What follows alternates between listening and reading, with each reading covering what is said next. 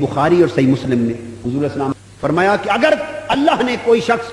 تمہارے زیر دست بنا دیا ہے، یعنی تمہارا ملازم بنا دیا ہے، محنت کش ہے، مزدور ہے، نوکر ہے، ملازم ہے، غلام ہے، یعنی جس کے ذمے تمہارا کام کرنا اور تمہارے ذمے اس کو اجرت دینا، تو اللہ نے جسے تمہارے زیر دست کر دیا ہے، فرمایا سن لو، اس کا حق یہ ہے کہ جہاں سے تم کھاؤ وہی کچھ اور وہاں سے اس کو کھلاؤ،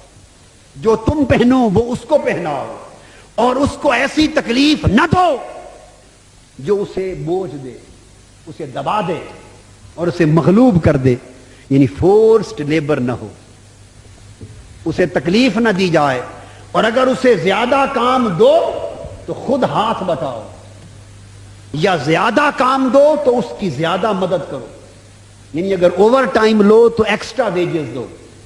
یہ ایکسٹرا ویجز کا تصور قرآن سے ہے۔